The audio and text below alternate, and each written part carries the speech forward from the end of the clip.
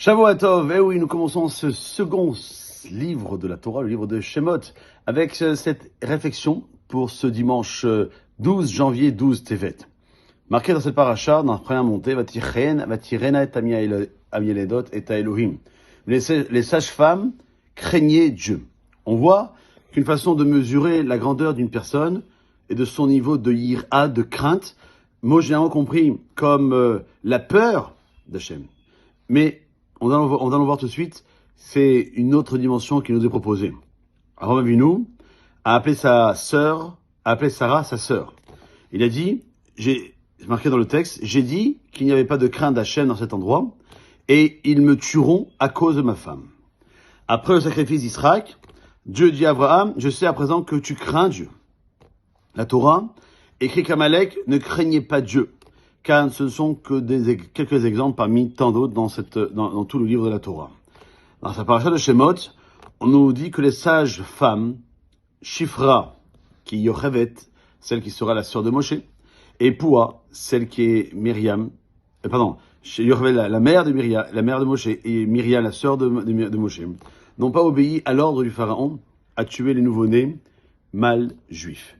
Au contraire, elles ont tout fait, tout ce qu'elles pouvaient pour les garder en vie et en bonne santé. La Torah nous dit, mais les sages-femmes craignaient Dieu, et dit la fin du texte, et elles n'ont pas fait ce que le roi d'Égypte leur avait dit. La Torah raconte qu'elles ont été récompensées pour leur irat shamayim, la crainte du ciel. Parce que les sages-femmes craignaient Dieu, alors Dieu leur a fait des maisons.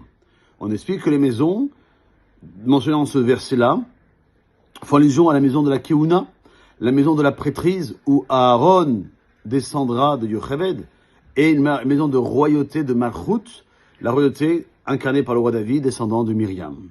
Nos sages rapportent dans le Midrash que par ce mérite, Yocheved a donné naissance à Moshe, et que de Myriam descendra Betzalel, qui sera l'architecte du Mishkan, de ce temple portatif. Dans ce sens, la Yirat Shamayim, cette crainte de Dieu, de ces deux femmes, a établi les bases de tout le livre de Shemot, comme ce moment on est tranquille jusqu'à la fin du livre de Shemot.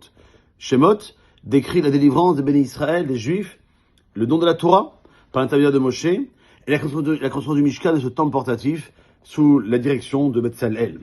La Yirat Shamayim, cette crainte d'Hachem, elle peut être décrite comme la capacité de surmonter les épreuves que Dieu place devant l'homme. C'est l'attribut, la qualité par laquelle un homme construit sa grandeur spirituelle. Les sages-femmes se sont construites à un tel point qu'elles ont été capables de surmonter la plus grande épreuve, sauver les enfants juifs au risque de leur vie.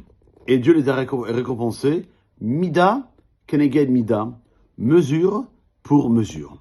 Et la Torah ne donne pas une récompense en tant que compensation pour un acte méritoire, comme on donne un bonbon à un enfant qui a eu une bonne conduite. La récompense, c'est les résultats même de leurs actes. En se construisant, Yocheved et Myriam ont mérité les maisons qui ont été construites pour elles. Pas un jour ne passe que nous soyons mis à l'épreuve d'une façon ou d'une autre. Est-ce qu'on doit faire vite fait la tefila, la prière? Comment passer notre temps? Il faut le tuer, ou bien il faut en profiter? Qu'est-ce que c'est profiter?